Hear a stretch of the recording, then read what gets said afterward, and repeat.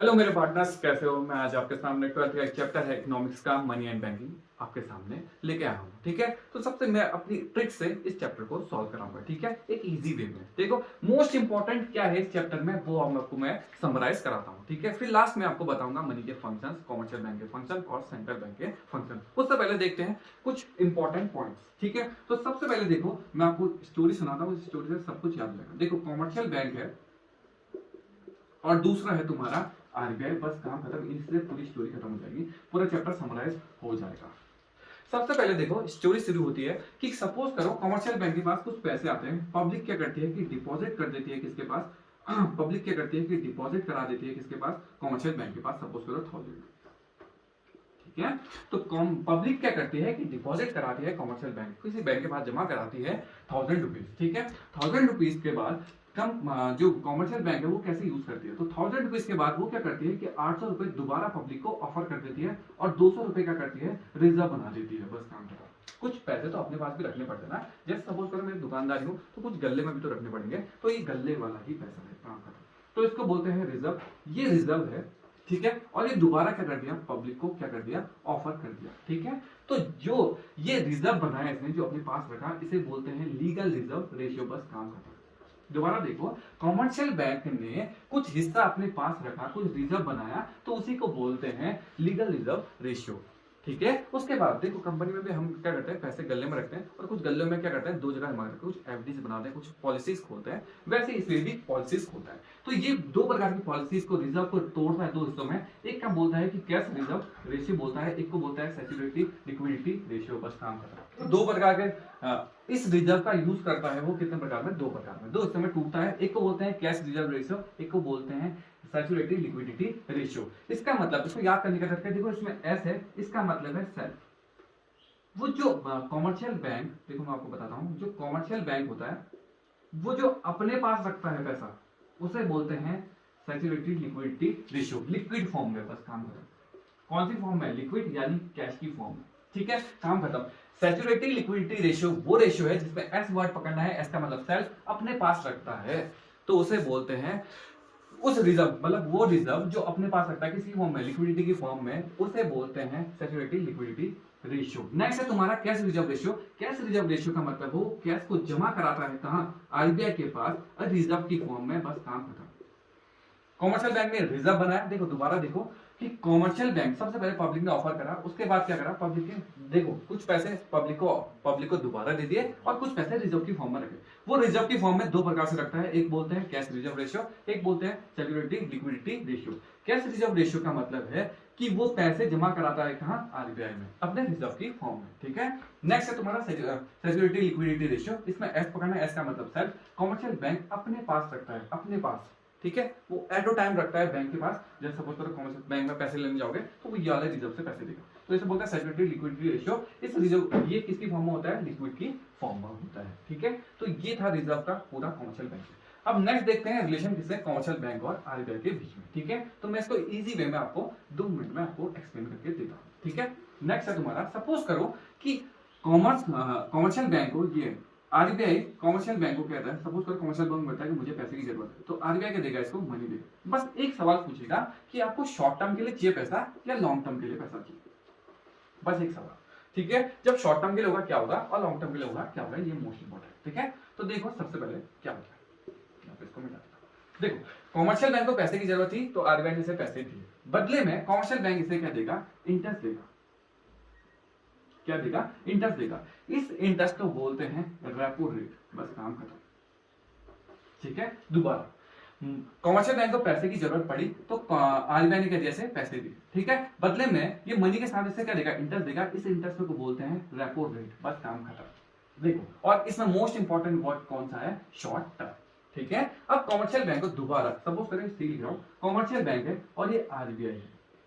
ठीक है, commercial bank को फिर से पैसे की जरूरत पड़ी, इस बार इसको मनी की जरूरत दोबारा पड़ी और इसने फिर से एक सवाल पूछा कि आपको शॉर्ट टर्म के लिए चाहिए या लॉन्ग टर्म के लिए। इस बार इसने बोला कि मुझे किसके लिए चाहिए? लॉन्ग टर्म के लिए चाहिए। Most important. ठीक है, तो क्या कॉमर्शियल बैंक फिर से इसे इंटरेस्ट देगा? ठीक है, इंटरेस्ट देगा और इस इंटरेस्ट को बोलते हैं बैंक रेट। खत्म। समझ आया? दोबारा देखो, इसमें मोस्ट इंपॉर्टेंट कौन सा है? Long term. जब पैसे कॉमर्शियल बैंक को शॉर्ट टर्म के लिए चाहिए तो जब वो इंटरेस्ट देगा, उसे पैसे के साथ इंटरेस्ट प्रोवाइड कराएगा तो उसे बोलते हैं रेपो रेट। लेकिन जब कॉमर्शियल बैंक को पैसे चाहिए लॉन्ग टर्म के लिए और वो मतलब लॉन्ग टर्म में इंटरेस्ट देगा तो उसे बोलते हैं बैंक रेट। काम खत्म। याद करने का तरीका, रेपो रेट, देखो रेपो रेट, आर के बाद आर एस, तो इसका मतलब है शॉर्ट टर्म। आर के बाद आता है एस, इसका मतलब है शॉर्ट टर्म की बातें करता है। और दूसरा है बैंक रेट, बैंक रेट किसकी बात करता है, लॉन्ग टर्म की बात करता है। ठीक है, इसमें जरूरत किसको है, सिर्फ कॉमर्शियल बैंक को ही पैसों की जरूरत है। ठीक है, अब सपोज करो एक केस और बनता है, थर्ड केस, मैं आपको बताता हूं थर्ड केस। ठीक है, थर्ड केस देखते हैं कैसे सॉल्व होता है। देखो यहां पर को है कॉमर्शियल बैंक, कॉमर्शियल बैंक, और यहां पर को है आरबीआई। ठीक है, कॉमर्शियल बैंक और आरबीआई। सपोज करो कॉमर्शियल बैंक ने बहुत सारे डिपॉजिट्स ले लिए, ठीक है, बहुत सारा पैसा आ गया, इसके बाद बहुत सारा पैसा है, तो ये क्या करता है कि इसको डिपॉजिट करा देता है कहां, आरबीआई पे। ठीक है, तो आरबीआई क्या करेगा, इसको इंटरेस्ट देगा, इस इंटरेस्ट को बोलते हैं रिजर्व रेपो रेट। बस काम खत्म। इसमें मोस्ट इंपोर्टेंट कौन सा वर्ड है, रिजर्व। और रिजर्व याद करने का तरीका देखो, आर आया तो आर किसके साथ जाएगा, आरबीआई के साथ। बस काम खत्म। इसमें दो आर है, ठीक है, दो आर तो कॉमर्शियल बैंक के साथ ही आएगा। ठीक है, शॉर्ट टर्म की बात करता है, इसमें आर एस याद करना है। इसमें तीन आर आ गए तो इसका मतलब है आरबीआई देगा। जब आरबीआई इंटरेस्ट देता है कॉमर्शियल बैंक को तो उसे बोलते हैं रिजर्व रेपो रेट। ठीक है, जब कॉमर्शियल बैंक को पेड करना होता है आरबीआई को तो उसे बोलते हैं शॉर्ट टर्म में, तो उसे बोलते हैं रेपो रेट। लेकिन जब कॉमर्शियल बैंक को लॉन्ग टर्म की फॉर्म में अपना मतलब लॉन्ग टर्म की फॉर्म में इंटरेस्ट देना पड़े तो उसे बोलते हैं बैंक रेट। बस काम खत्म। देखो सारे पॉइंट दोबारा, कॉमर्शियल बैंक के पास देखो कॉमर्शियल बैंक के पास सबसे पहले स्टोरी स्टार्ट हुई थी कॉमर्शियल बैंक से। सबसे पहले इसके पास 1000 रुपए आए थे, तो 800 रुपए तो इसने क्या करा, पब्लिक को दोबारा ऑफर कर दिए और 200 रुपए अपने पास रिजर्व बना के रखा। इस रिजर्व को बोलते हैं लीगल रिजर्व रेशियो। ये रिजर्व रेशियो भी किसमें टूटता है, दो हिस्सों में टूटता है। एक को बोलते हैं कैश रिजर्व रेशियो, एक को बोलते हैं सैचुरेटी लिक्विडिटी रेशियो। इसमें सैचुरेटी का मतलब है एस, एस का मतलब है देखो सेल्फ। जब कॉमर्शियल बैंक अपने पास पैसे रखे तो उसे बोलते हैं सैचुरेटी लिक्विडिटी रेशियो। जब कॉमर्शियल बैंक आरबीआई के पास पैसे जमा कराता है तो उसे बोलते हैं कैश रिजर्व रेशियो, अपनी सिक्योरिटी के तौर पे भी कभी कभी जमा कराता है। ठीक है, नेक्स्ट है तुम्हारा कॉमर्शियल बैंक जब आरबीआई से पैसे मांगे शॉर्ट टर्म में तो वो इंटरेस्ट देगा तो उस इंटरेस्ट को बोलते हैं रेपो रेट। ठीक है, कॉमर्शियल बैंक लॉन्ग टर्म की फॉर्म में पैसे मांगे तो उसको बोलते हैं बैंक रेट। ठीक है, नेक्स्ट है तुम्हारा, और जब कॉमर्शियल बैंक डिपॉजिट कराए पैसे आरबीआई में और उसके बदले आरबीआई इंटरेस्ट दे तो उसे बोलते हैं रिजर्व रेपो रेट। ठीक है, ये सारे रेट मैंने आपको बता दिए। इसके बाद मैं आपको बताऊंगा इन सबकी डेफिनेशन मैं इस वीडियो के लास्ट में दूंगा। देखो नेक्स्ट देखो monetary policy, fiscal policy, open market operations किसे कहते हैं, मार्जिन रिक्वायरमेंट क्या होता है। ठीक है, इसके बाद मैं आपको पूरा क्रिएशन भी बताऊंगा कि कैश का फ्लो या मनी का क्रिएशन या मनी का फ्लो कैसे चलता है और कैसे कंट्रोल भी होता है। ठीक है, इन्फ्लेशन और डिफ्लेशन के भी कुछ फायदे और घाटे बताऊंगा। ठीक है, कैसे, देखो सबसे पहले है मॉनेटरी पॉलिसी। आपको दिमाग लगाना है कि मॉनेटरी पॉलिसी को कौन बनाता है, आरबीआई बनाता है। बस काम है। देखो क्योंकि 2 रुपए से ऊपर के नोट और करेंसी नोट कौन छापता है, आरबीआई छापता है। ठीक है, फिस्कल पॉलिसी कौन बनाता है, फिस्कल पॉलिसी बनाता है गवर्नमेंट, सेंट्रल गवर्नमेंट बनाती है। कौन, फिस्कल पॉलिसी। बस दिमाग में रखना कि मॉनेटरी पॉलिसी कौन बनाता है, आरबीआई बनाता है।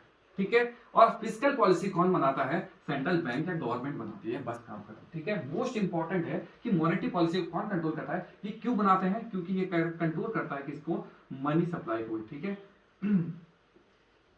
किसको कंट्रोल करता है, मनी सप्लाई को कंट्रोल करता है। कौन, किसकी ऐसी पॉलिसीज बनाता है जिससे क्या करें, मनी सप्लाई को कंट्रोल करे। ऐसा क्यों करता है मैं आपको फिर बताऊंगा। ठीक है, नेक्स्ट है फिस्कल पॉलिसी, गवर्नमेंट बनाती है ताकि ये भी क्या करते हैं, मनी को कंट्रोल कर सके, मनी सप्लाई को। ठीक है, अपनी पॉलिसीज जब सेंट्रल गवर्नमेंट बनाती है फिर उसे बोलते हैं फिस्कल पॉलिसी, जब आरबीआई बनाते हैं उसे बोलते हैं मॉनेटरी पॉलिसी। ठीक है, नेक्स्ट है ओपन मार्केट ऑपरेशन। ये क्या होता है, ये थोड़ा इंपॉर्टेंट है। ठीक है, और मार्जिन वाला भी इंपॉर्टेंट है।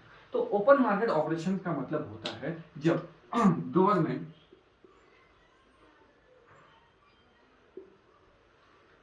अपनी सिक्योरिटीज को बेचे, किसको बेचे, बाइंग करे या बाइंग और सेलिंग करे, बाइंग या सेलिंग करे किसको, जब वो इंटरेस्ट ले किसमें, अपने सिक्योरिटीज में। सपोज करो कैसे, देखो सब कभी कभी आरबीआई भी क्या करता है कि सपोज मैं तुम्हें बता रहा हूं देखो कैसे, तुमने देखा होगा शेयर, ठीक है, शेयर बिकते हैं पब्लिक को, तो गवर्नमेंट के शेयर खरीदने जाओगे तो गवर्नमेंट के शेयर किसके पास रहते हैं, आरबीआई के पास होते हैं, बस काम खत्म। दोबारा देखो, अगर सिंपल शेयर अगर प्राइवेट कंपनी के होते तो उसके लिए आपको कहां जाना पड़ेगा, ब्रोकर वगैरह के पास जाना पड़ता है, ठीक है। लेकिन अगर गवर्नमेंट के सिक्योरिटीज या गवर्नमेंट की कोई गवर्नमेंट के कोई भी एसेट्स वगैरह कुछ भी है या कोई शेयर बेचते हैं गवर्नमेंट के, मतलब शेयर बिक रहे हैं, तो वो किसके पास होंगे, आरबीआई के पास। इसे कंट्रोल कौन करेगा, आरबीआई, ठीक है। आपको खरीदना है बेचना है तो आरबीआई के पास। देखो सपोज करो पब्लिक है और ये आरबीआई, ठीक है। कैसे कंट्रोल करता हूं मैं आपको एक सोच आकर समझाने की कोशिश करता हूं। देखो सपोज करो कि पब्लिक ने क्या करा कि यहां बाइंग करी, बाइंग करी, तो इसका मतलब इसके पास, देखो इसने इससे बाइंग करी तो इसका मतलब यहां से कहां जाने वाले हैं, इसके पास, सॉरी इसके पास आएंगे और इसके पास से क्या जाएगा, मनी जाएगा, नहीं जाएगा, तो पैसे गए। पैसे किसके पास आ गए, आरबीआई के पास। तो सपोज करो देखो ये आरबीआई के पास पैसे आ गए, आरबीआई के पास क्या आ गया, मनी आ गया ना, तो इसका मतलब वो क्या करेगा, मनी को अपने पास रख लेगा, कीप कर लेगा। तो इसका मतलब क्या होगा कि वो मार्केट से पैसा खींच लिया उसने, ठीक है, और वो वापस कर ही नहीं रहा। इसका मतलब वो पैसे को क्या कर रहा है, कंट्रोल कर नहीं सकता। देखो मनी सप्लाई को कंट्रोल कर दिया उसने कि पैसे अपने पास रख दिए, ठीक है। पब्लिक के पैसे कहां रख लिए उसने, आरबीआई के पास, अपने पास रख लिए, ठीक है। नेक्स्ट है, अगर वो पब्लिक को मनी सप्लाई, देखो इसमें क्या हुआ कि मनी सप्लाई, ये जो सप्लाई थी पैसों की, वो किसके पास चली गई, सारा कंट्रोल किसके पास आ गया, आरबीआई के पास। उसने चाहता था कि मार्केट से पैसा मेरे पास आ जाए, इसका मतलब वो क्या चाहता था, पैसे में कंट्रोल चाहता था, सारा पैसा अपने पास रख लिया, ठीक है, सारा सप्लाई पैसे का इसके पास। अगर वो मार्केट सिक्योरिटीज, देखो अभी बाइंग कौन कर रहा था, पब्लिक कर रही थी। अगर सपोज करो कि बाइंग है, इसमें लिख देता हूं सेलिंग, सेलिंग या ये खरीद, आरबीआई खरीदे, देखो सेलिंग कर दी इससे, तो इसका मतलब है, देखो इसने सेलिंग करी तो इसके पास आएगा, ठीक है, और ये आरबीआई इसे क्या देगा, पैसा देगा, तो मनी देगा इसे। तो देखो वो क्या चाहता था कि पब्लिक के पास पैसा चल जाए, बस काम खत्म। देखो आरबीआई से खरीदा तो आरबीआई के पास पैसा चलेगा, आरबीआई ने बेचा तो इसका मतलब है, देखो आरबीआई ने बेचा तो इसके पास सिक्योरिटी चली गई, लेकिन सॉरी पब्लिक ने सेलिंग करी, पब्लिक ने सेलिंग करी, गवर्नमेंट ने मतलब उसे खरीदा, तो गवर्नमेंट से क्या हो, सेलिंग कर ली, एसेट्स तो आ गए इसके पास और मनी आ गई किसके पास, पब्लिक के पास, ठीक है। तो देखो दोबारा देखो, देखो आरबीआई ने क्या करा, आरबीआई मनी को कंट्रोल कैसे कर रहा है, कंट्रोल कैसे कर रहा है, जब वो पैसे खींच रहा है अपनी तरफ तो वो उसके पास पैसा है, और जब ऑफर कर रहा है, जब पब्लिक को देना चाहता है पैसे, तो वो क्या कर देगा, किसी ना किसी में इन्वेस्टमेंट कर देगा या किसी ना कुछ चीजें खरीद लेगा, ठीक है। जब ये खरीदेगा, गवर्नमेंट आरबीआई खरीदेगा तो क्या होगा, देखो आरबीआई खरीदेगा तो उसके यहाँ से पैसा जाएगा, ठीक है। ये सेलिंग मैंने इस पब्लिक के अकॉर्डिंग बनाया, ठीक है। देखो नेक्स्ट पॉइंट है आपका ओपन मार्केट ऑपरेशन, सबसे इंपॉर्टेंट पॉइंट यही है, ठीक है। इसमें बस एक ही चीज याद करनी है, ये कौन करता है, ये इंपॉर्टेंट है। इसका मतलब ये करता है आरबीआई। अभी आरबीआई कैसे करता है ये मैं आपको बताता हूँ। ओपन मार्केट ऑपरेशंस का मतलब है, देखो जब आरबीआई, कभी कभी देखो, अगर मैं तुम्हें एक चीज बताता हूँ, अगर आपको शेयर खरीदने हैं तो आप किसके पास जाओगे, ब्रोकर के पास जाओगे ना, ब्रोकर के पास जाओगे, ठीक है। लेकिन आपको गवर्नमेंट के शेयर खरीदने हैं तो आप किसके पास जाओगे, या गवर्नमेंट की कोई चीजें खरीदने हैं तो किसके पास जाओगे, आरबीआई के पास जाओगे, बस काम है, ठीक है।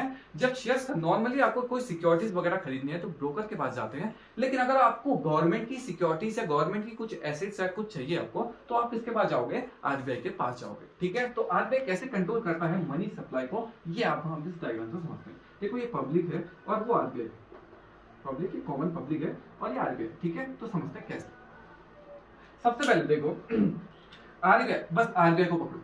आरबीआई अगर अपना सामान को क्या करे, अपनी सिक्योरिटीज को सेल कर दे, ठीक है, बेचेगा, तो पब्लिक क्या करेगी, पब्लिक के यहां से क्या जाएगा, पब्लिक के यहां से जाएगा मनी, ठीक है, क्या जाएगा, मनी जाएगा। इसका मतलब है कि पैसा किसके पास आ गया, आरबीआई के पास, तो पैसे को कंट्रोल कर दिया इसने, पैसे अपने पास ही रख दिए इसने, मार्केट में बेचे ही नहीं, इसका मतलब मार्केट में पैसे की कमी होगी, ठीक है। लेकिन अगर आरबीआई चाहता है कि मैं पब्लिक को क्या करूं, मनी सप्लाई करूं, पब्लिक में मनी बेचूं, तो वो क्या करेगा, देखो यहां पर तो उसने सेलिंग बेचा ना, अब क्या करेगा, खरीदेगा। देखो ये इससे क्या करेगा, खरीदता है, ये क्या करेगा, पब्लिक की मतलब ये जैसे प्राइवेट कंपनीज है, प्राइवेट शेयर्स वगैरह कुछ, मतलब कहीं पे प्राइवेट चीजों को खरीदेगा। जब खरीदेगा तो इसके पास से क्या जाने वाला है, पब्लिक के पास क्या चला जाएगा, पैसा चला जाएगा, देखो मनी चला जाएगा, चला गया ना मनी। देखो जब आरबीआई चाहता था कि पब्लिक के पास मनी सप्लाई चले जाए, सप्लाई हो जाए किसकी, मनी की, तो उसने क्या करा, पब्लिक से क्या करा, खरीदना स्टार्ट किया। लेकिन वो चाहता था कि पैसा मेरे पास आए, तो उसने बेचना स्टार्ट किया। ठीक है, तो इस बार सारा पैसा कहां चला गया? आरबीआई के पास। इसीलिए इस फ्लो चार्ट से आपको समझ में आया, जब आरबीआई अपने पास बाइंग करेगा, जब खरीदता है तो वो क्या कर देता है, जब वो बाइंग करता है तो वो क्या करता है, पब्लिक को पैसा देता है, क्योंकि उसने खरीदा ना, उसके पास तो एसिड आई, और पब्लिक के पास क्या है? मनी। लेकिन जब वो चाहता है कि पैसे मार्केट में बहुत ज्यादा हो गए, तो वो क्या करेगा, अपनी सिक्योरिटीज को बेचेगा और पैसा सारा कहां रख लेगा? अपने पास रखेगा, क्योंकि मनी सप्लाई को वो अपने पास रखना चाहता है। तो इसका मतलब वो मनी सप्लाई को क्या कर देता है? पैसों को कंट्रोल कर देता है, कैश फ्लो को रोक देता है या बढ़ा सकता है। वो कौन बढ़ा सकता है? आरबीआई भी एक मेन इंस्ट्रूमेंट है। देखो, आरबीआई में ओपन मार्केट ऑपरेशंस भी बहुत सारी चीजों को क्या करते हैं, मनी को अपनी फॉर्म में कन्वर्ट कर देते हैं। मतलब इस कैश फ्लो को रोकना या बढ़ाना का केस कौन कर सकता है? ओपन मार्केट ऑपरेशन भी कर सकता है। ठीक है, ये भी एक इंपॉर्टेंट इंस्ट्रूमेंट है। दोबारा देखो, इसमें मोस्ट इंपॉर्टेंट कौन है? आरबीआई। कि आरबीआई अपनी सिक्योरिटीज के एसेट्स को बेचता है, खरीदता है। ठीक है, तो जब वो बेचेगा, सेल करेगा, तो वो हम लोग पब्लिक क्या करेगी? पैसा लेगी। ठीक है, सस्ते में बेचना चाहता है तो पब्लिक उसको पैसे में देगी, पैसे लेगी तो वो पैसे अपने पास रख लेगी। ठीक है, मार्केट में पैसा रहेगा ही नहीं। इन्फ्लेशन और डिफ्लेशन का पूरा चार्ट मैं आपको बताऊंगा बहुत इजी वे में। बस इतना याद रखो, ओपन मार्केट ऑपरेशन कौन करता है? आरबीआई करता है, अपनी सिक्योरिटीज को बेच के, बाइंग और सेलिंग करके, बस काम करता है। जब वो खरीदेगा तो पब्लिक को क्या देगा? पैसा। जब वो बेचेगा तो पब्लिक से क्या लेगा? पैसा। बस काम करता है। और इसी के हेल्प से वो क्या करेगा? कैश फ्लो का जो मनी सप्लाई है उसे कंट्रोल कर देगा। बस काम है। अब नेक्स्ट देखते हैं, मैं आपको नेक्स्ट बताता हूं मार्जिन रिक्वायरमेंट क्या होता है। अब नेक्स्ट देखते हैं कौन? Margin requirement. ठीक है, ये मोस्ट इंपॉर्टेंट है, ये भी बहुत ही ज्यादा इंपॉर्टेंट है। ठीक है, मनी सप्लाई को कहीं भी बहुत हद तक रोक सकता है। ठीक है, वो कैसे, मैं आपको बताता हूँ। मार्जिन का मतलब होता है, देखो मार्जिन का मतलब ये है डिफरेंस। बस दिमाग में रखना कि मार्जिन का मतलब क्या है? डिफरेंस। बस काम खत्म। डिफरेंस के बाद काम खत्म। मार्जिन का मतलब है डिफरेंस। मार्जिन देखो कैसे, सपोज मैं आपको बताता हूँ। देखो, जस्ट सपोज करो कॉमर्शियल बैंक है, कॉमर्शियल बैंक है। कॉमर्शियल बैंक क्या करता है कि पब्लिक को ऑफर करता है। ठीक है, क्या करता है? ऑफर देता है लोन का। ठीक है, और लोन के बदले, सपोज करो, मैं एक दो एग्जांपल देता हूँ। सपोज करो लोन अगर किसी को पब्लिक को चाहिए, सपोज करो 1000 रुपए का, तो वो क्या करेगा? 80 रुपए की क्या देखेगा? उसकी एसेट्स भी देखता है। देखता नहीं देखता? सपोज करो आप लोन लेने जाओगे तो पहले चेक करेगा कि भाई साहब आप 1000 रुपए लोन ले तो रहे हो, क्या आप 1000 रुपए चुका लोगे या नहीं चुकाओगे? ये देखता नहीं देखता? बताओ। ठीक है, इन दोनों का डिफरेंस सपोज करो 800, इन दोनों का डिफरेंस 200 रुपए, यही है मार्जिन। बस काम खत्म। मार्जिन रिक्वायरमेंट का मतलब है कि आपको लोन चाहिए, उसके बदले जो आपने सिक्योरिटी दी है, ये सिक्योरिटी है। ठीक है, जो सिक्योरिटी चेक करे इसे कोलैटरल सिक्योरिटी भी बोलते हैं। कि कोलैटरल सिक्योरिटीज और लोन के बीच में जो मार्जिन है वही कहलाता है क्या? Margin requirement. सपोज करो आपकी 1,20,000 की, आपको 1200 का लोन चाहिए, आपके पास सिक्योरिटीज लगभग 1400 होनी चाहिए। समझ आया कि 1400 के एसेट्स हैं आपके पास, तब जाके आपको 1200 का लोन मिलेगा। या फिर आपके पास 1000 रुपए है तो 800 रुपए की सिक्योरिटी तो फिर भी आपको जमा करानी पड़ेगी। कि आपको अगर मैं उसे अगर आपने लोन नहीं दिया तो उसके बदले मैं आपको क्या दूंगा कि आपके एसेट्स को बेच दूंगा, उससे जो पैसा आएगा उससे मैं अपना लोन की भरपाई करूंगा। ठीक है, सपोज करो 1200 रुपए का क्या है, 500 रुपए के एसेट, 500 रुपए का लोन दे रहा हूँ, तो आपके एसेट्स देखना, ऐसे नहीं बोलते कि घर गिरवी रख दिया, वही वाला काम। ठीक है, देखो अब मैं एक सिंपल वे में आपको बताऊंगा कि इससे मनी सप्लाई को कैसे कंट्रोल करता है। ठीक है, मैंने आपको मतलब तो बता दिया कि जो लोन है और जो सिक्योरिटीज दे रही है उन दोनों का डिफरेंस कहलाता है क्या? Margin requirement. अब मैं इसको इफेक्ट करके भी बताऊंगा कि कैसे आप इसमें देखो ये मनी सप्लाई को बढ़ा और कैसे कम कर सकता है। देखो ये तो मैंने आपको बता दिया ओपन मार्केट ऑपरेशन कैसे बढ़ाता है कैसे घटाता है। देखो इसमें आपको मैं एक्सप्लेन करके बताता हूँ। ठीक है, ठीक है, मार्जिन रिक्वायरमेंट कैसे इफेक्ट डालता है मैं आपको बताता हूँ। देखो सपोज करो कि मुझे लोन चाहिए। ठीक है, दोनों केस समझा रहा हूं, क्या समझ रहे हैं। सपोज करो कंपनी ने एक पॉलिसी रखी है कि जो कॉमर्शियल बैंक है इसने एक पॉलिसी रखी है कि अगर आप लोन लोगे 1,00,000 रुपए का, 1,00,000 रुपए का लोन चाहिए आपको, तो आपको एसेट्स देनी पड़ेगी, या सपोज करो एसेट्स क्या सिक्योरिटीज देनी पड़ेगी कितने रुपए की? 1,20,000 की। ठीक है, ये नॉर्मल रेट चलता है। देखो अगर आपको लोन चाहिए 1,00,000 रुपए का, तो आपको सिक्योरिटी के तौर पे 1,20,000 की जमा करेंगे। देखो अब क्या करा कि नई पॉलिसीज आ गई, नई पॉलिसीज केस नंबर 1 में देखो और केस नंबर 2 में देखो। केस नंबर 1 में उसने बोला कि लोन 1 लाख रुपए का मिलेगा आपको, लेकिन आप एसेट्स या सिक्योरिटी कितनी जमा करेंगे, यहाँ पे सिक्योरिटीज मोस्ट इंपॉर्टेंट है, तो यहाँ पे सिक्योरिटीज इसे कोलैटरल सिक्योरिटीज बोलते हैं। सिक्योरिटी जमा करेंगे सिर्फ 1,05,000 की, देखो कम कर दिया ना, तो लोग क्या करेंगे, पब्लिक क्या करेंगे, ज्यादा से ज्यादा लोन लेंगे। इसका मतलब है कि पब्लिक के पास क्या आ जाएगा, मनी सप्लाई आ जाएगी। इसके पास उसने क्या कर दिया, मनी सप्लाई को क्या कर दिया, बढ़ा दिया। देखो अभी सस्ता हो गया ना, ऐसे सिक्योरिटी कम हो गई, तो इसके देखो लोन वगैरह, तो देखो लोन तो 1 लाख का मिल रहा है, लेकिन उसके बदले सिक्योरिटीज 1,05,000 की जमा करनी पड़ेगी, तो लोग क्या करेंगे, जल्दी से जल्दी लोन ज्यादा लेने की रिक्वायरमेंट करेंगे। केस नंबर 2 देखो, ठीक है, इससे मनी सप्लाई बढ़ गया। अब देखो लोन और एसेट्स, अभी तक नॉर्मल रेट में देखो 1,00,000 का 20 का था, तो देखो 1,00,000 का लोन आपको मिलेगा, लेकिन आपको 1,30,000 सिक्योरिटी जमा करानी पड़ेगी। इसका मतलब है कि अब लोग क्या करेंगे, लोन नहीं लेंगे। देखो इसने क्या कर दिया, मनी सप्लाई को रोक दिया। इसमें मनी सप्लाई को क्या बढ़ाया, इसमें मनी सप्लाई को क्या करा, रोक दिया। देखो इसने क्या बोला कि लोन लोगे आप 1,00,000 का, तो आपको एसेट्स देनी पड़ेंगी सिक्योरिटीज के फॉर्म में 1,30,000, ठीक है, नॉर्मल चला था 1,20,000, अब बढ़ गया ना, लोन की सिक्योरिटीज बढ़ा दी, इसने सिक्योरिटीज को बढ़ा दिया, तो मनी सप्लाई क्या हो गया, घट गया। ठीक है, इसमें देखो लोन 1,00,000 का था और एसेट्स की वैल्यू जो सिक्योरिटी थी वो कम कर दी, तो लोगों ने फटाफट लोन लेना स्टार्ट कर दिया। ठीक है, तो ये देखो मार्जिन कैसे मतलब इफेक्ट करता है। ठीक है, और मैंने आरबीआई वाला बताया था इससे पहले, ओपन मार्केट ऑपरेशन में कौन है, आरबीआई सेलिंग और बाइंग करता है, बस काम खत्म। जब वो सेलिंग करेगा और बाइंग करेगा तो क्या करने का, मनी सप्लाई को बढ़ाना चाहता है, मनी सप्लाई को क्या करना चाहता है, बढ़ा। और जब सेलिंग करेगा तो वो चाहता है मनी सप्लाई को कम करना, बस काम खत्म। और ये कौन है, ये ओपन मार्केट ऑप्शन। दोबारा देखो, मॉनेटरी पॉलिसी कौन बनाता है, आरबीआई बनाता है, और फिस्कल पॉलिसी कौन बनाता है, गवर्नमेंट बनाती है, सेंट्रल गवर्नमेंट बनाती है, बस काम खत्म। ओपन मार्केट ऑपरेशन, जब गवर्नमेंट अपनी सिक्योरिटीज को बेचती है, कौन बेचती है, आरबीआई बेचती है, बाइंग और सेलिंग करती है, वो मनी सप्लाई को करना चाहती है, कंट्रोल करना चाहती है। मार्जिन रिक्वायरमेंट, मार्जिन कैसे मनी सप्लाई को कंट्रोल करता है, ये मैंने आपको बता दिया कि वो सिक्योरिटी, इसमें मोस्ट इंपॉर्टेंट मार्जिन का मतलब डिफरेंस इसका बीच में लोन या मतलब जो दे रहा है लोन, और किसके बीच में, सिक्योरिटीज के बीच में। सिक्योरिटीज भी कौन सी, कोलैटरल सिक्योरिटीज। काम करें, ये मैंने आपको फ्लो चार्ट भी आपको समझा दिया कि कैसे इफेक्ट करता है मनी सप्लाई। ठीक है, अब मैं आपको बताऊंगा मनी सप्लाई, और उसमें मनी सप्लाई को हम कैसे निकालते हैं, कैसे उसे एज्यूम करते हैं, मैं आपको उसके बारे में बताऊंगा।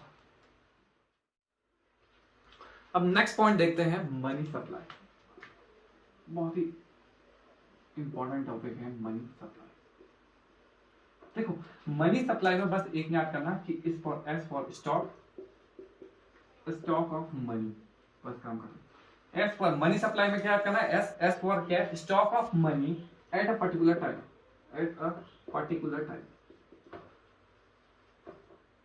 पर्टिकुलर पीरियड ऑफ टाइम भी लिख सकते हैं, पर्टिकुलर पीरियड ऑफ टाइम, बस काम करना।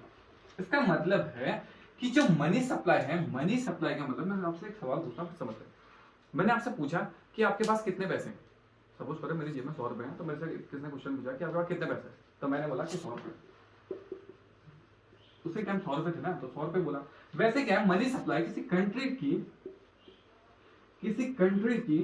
कितने पैसे हैं, किसी पब्लिक के पास, या मतलब कितने पैसे बनाए हैं, कितने पैसों का स्टॉक है उसके पास, यही कहलाता है मनी सप्लाई। इंपॉर्टेंट सा एक टॉपिक है मनी सप्लाई। मैं आपको दोबारा बताता हूं कि कंट्री के पास कितना स्टॉक है मनी का, इसे बोलते हैं मनी सप्लाई।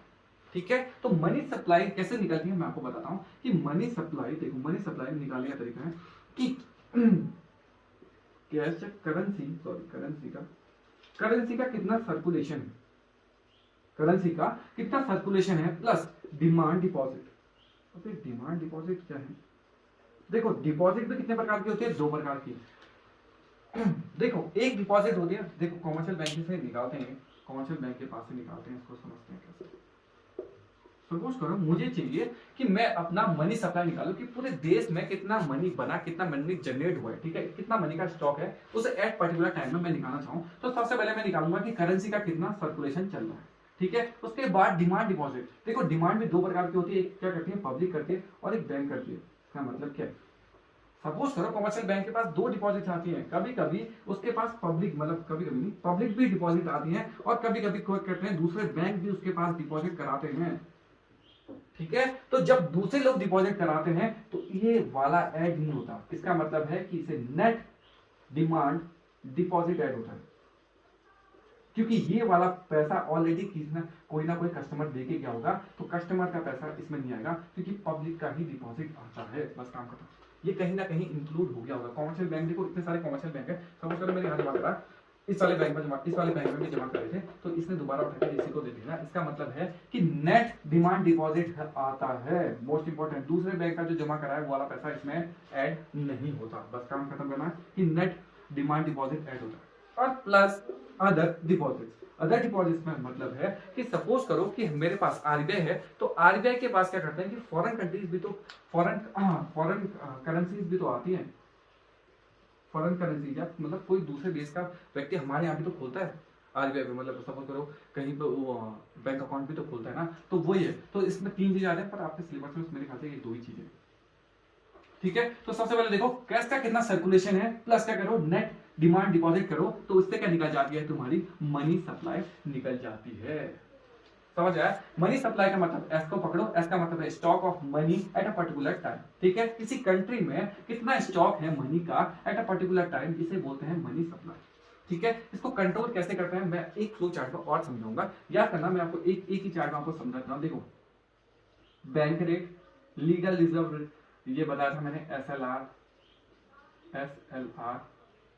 ठीक है, repo rate, reserve repo rate, ये सारे रेट है ना, इन सब रेट को बढ़ा दो और मनी सप्लाई का उल्टा हो जाएगा। ये एक ही ट्रिक में काम करता है। ये सारे रेट बढ़ गए तो मनी सप्लाई क्या हो जाएगी, कम। ये रेट उल्टे लगेंगे, ऐसे नीचे को डाउन हो जाएंगे, तो मनी सप्लाई का रेट आएगा ऊपर। इसका मतलब है अपोजिट साइन लगते हैं किसमें, मनी सप्लाई और इन सारे रेटों में, बस काम खत्म। एक ही ट्रिक से मैंने आपको बताया। लीगल रिजर्व रेशियो, वो रेशियो जो कॉमर्शियल बैंक अपने पास रिजर्व रखता है कंपलसरी। ये रिजर्व कितने में सबमिट हो रहा है, 2 हिस्सों में, एक बोलते हैं कैश रिजर्व रेशियो, एक बोलते हैं सिक्योरिटी लिक्विड रेशियो। इसका मतलब इसमें एस पकड़ना था, इसका मतलब है सेट, जो अपने पास रखता है उसे बोलते हैं सिक्योरिटी लिक्विडिटी रेशियो। ये कैश रिजर्व रेशियो, ये किसके पास देता है, आरबीआई के पास देता है। बैंक रेट लॉन्ग टर्म की बातें करता है। लॉन्ग टर्म, जब कॉमर्शियल बैंक लॉन्ग टर्म के लिए पैसे लेगा तो उसमें उसको रेट देना पड़ेगा बैंक रेट। रिजर्व रेट, इसमें मैंने आर के बाद आता है, इसका मतलब शॉर्ट टर्म, जब शॉर्ट पीरियड के लिए कॉमर्शियल बैंक आरबीआई से पैसा लेता है तो उसमें रेपो रेट, रिजर्व रेट, जो ये आरबीआई देता है इंटरेस्ट की फॉर्म में इसको कॉमर्शियल बैंक को, जब वो डिपॉजिट कराता है, ठीक है।